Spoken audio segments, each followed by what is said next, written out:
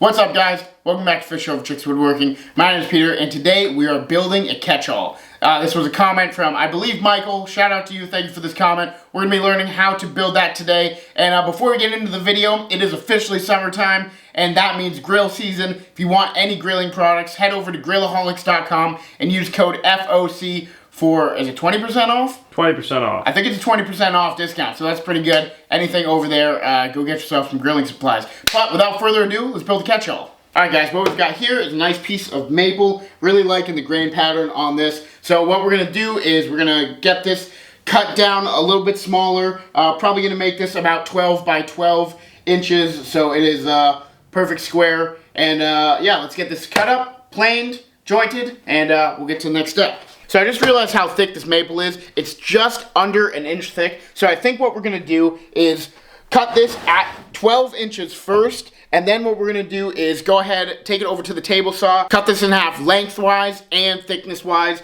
That way we've got more to work with and our wood's going to be a little bit thinner. Alright guys, we've got that cut. So right now it's looking about 8 inches wide by 12 inches long, and it's an inch thick, little under an inch thick. So now what we're going to do is go ahead, clean up these edges. We're going to joint those, but we don't have a jointer. If you guys don't have a jointer, you can check out a video we did last week about how to joint without a jointer, and one of those tricks we're actually about to use right now. So check out that video. It'll be in the description. And after cutting this, I've realized it is time for a new miter saw blade.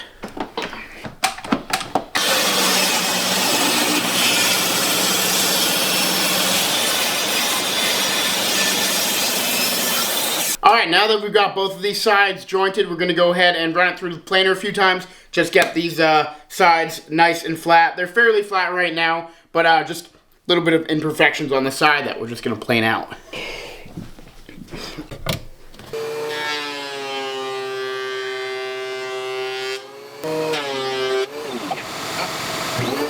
Alright guys, so we're all done with the planing and jointing. Starting to look pretty nice. Definitely got to do some sanding. Final thickness is about 7/8. So now what we're going to do is go over to the table saw and we're going to cut off some pieces on the side here, off the side, and those are going to be for the side of the catch-all. So what we're going to do is we're just going to go over to the table saw, and looking at this, I think we're going to take off about a 1/2 inch 4 different times, and those are going to be the edges of our catch-all. So let's go rip off 4 1/2 inch pieces.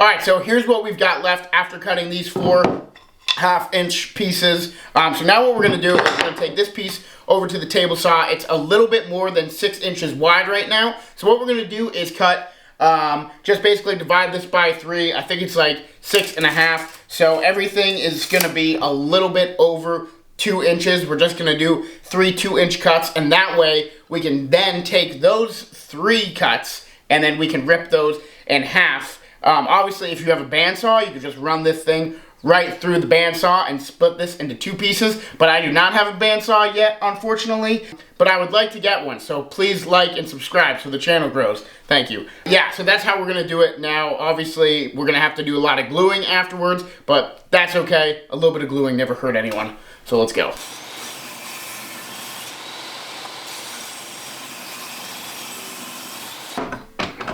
Alright guys, so now what we're doing is we set the rip fence 3/8 inches away because we're going to cut all these in half, and they are 7/8 inches thick right now. So obviously if you split that in half and you account for the 1/8 inch blade, you're going to get those 3/8 inches. So we'll end up with 6 of these pieces that are a bit thinner, and we're done with that. I really want a bandsaw, guys. Please subscribe.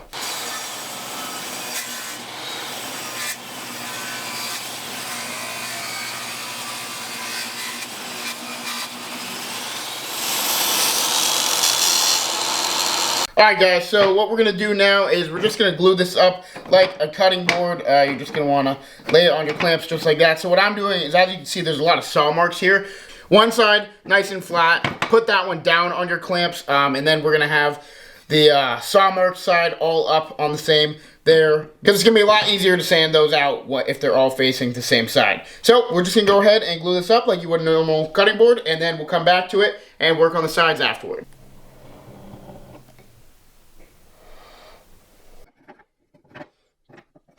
Alright guys, it's a new day. We got distracted, and as you can see, we painted the workbench black. We just posted a video about this a few days ago about this workbench. If you haven't seen that video, go check it out, because there's something very special about this workbench and this paint job that is not exactly what it looks like.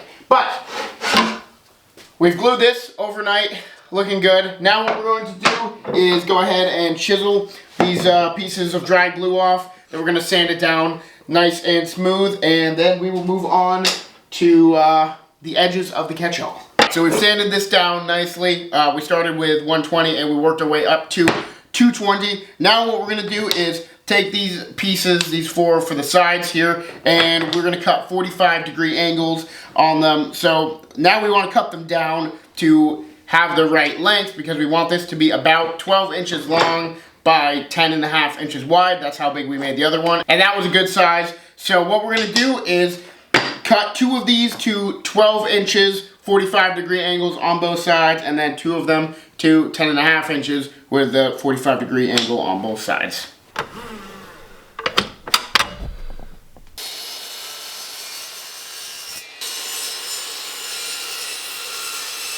Alright guys, now you got your four pieces cut. Go ahead and make that rectangle out of them. Perfect. Now what we're going to do is just the way we always make a box. Go every other, short, long, line them up just like this. Then we're going to take four pieces of tape. Gonna tape one piece down there, line it up as perfectly as you can, just like that. Now what we're going to do is put glue here, here, here, and here. Then, like we always do, fold it up, tape it, glue it. Boom, boom.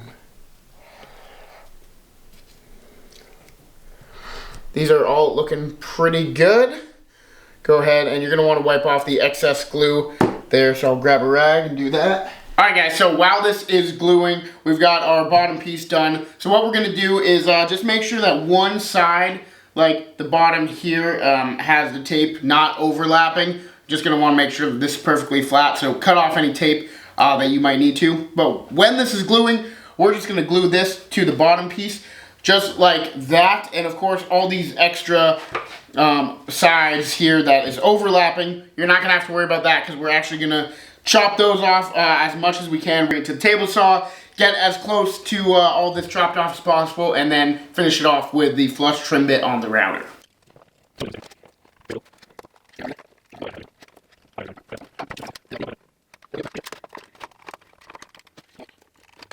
Alright, it's looking pretty good. Let's go ahead and get this tape off. Then we're going to run these sides through the table saw, and we're just going to take off a little bit here, here, and then whatever we can't get with the table saw, we will go ahead and cut off with the router flush trim bit. Alright, this is day 3 of filming this one video. I don't know why, but sometimes the videos we just don't do them all at once, so yeah, it is what it is. Oh look, a bolt to one of my clamps just fell off.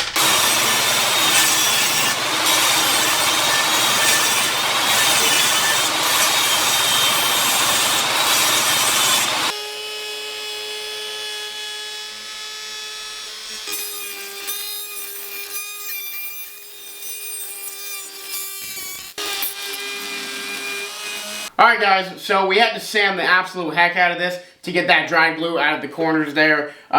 So we were in a rush, so we didn't spray it with water and wipe down the glue while we glued it, but make sure that you do that, because that was a lot of extra work we didn't need to go through. But now you can either be done, got a nice catch-all, or you can go ahead and round it. We're going to use a 1/8 inch round over bit on the entire thing, make it look just a little bit nicer and feel nicer when you hold it. So you can go ahead and do that, and then you'll be all set.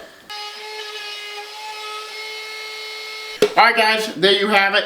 Nice and rounded over, very soft now, and looks pretty good. Now what we're going to do is go ahead and use the Howard's cutting board conditioner or butcher block conditioner. We're going to go over it. We really like the way this makes it look and feel like we did for another catch-all that we will show you in a minute. But yeah, we're just going to go over and coat the whole thing with this.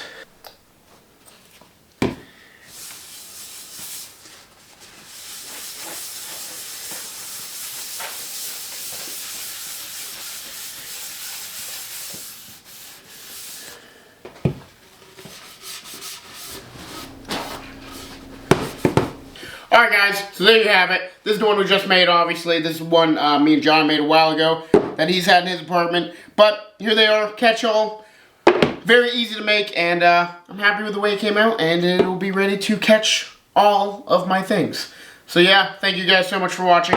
If you enjoyed that, make sure you like, comment, subscribe. Comment down below any other videos you'd like us to make. Make sure you check out the Morning Wood podcast. Me and John talk about all types of crazy stuff there. We have fun, get to know us a little bit better. But yes, thanks so much for watching.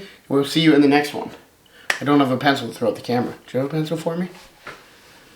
Let's find a pencil, everyone. Found one on the ground.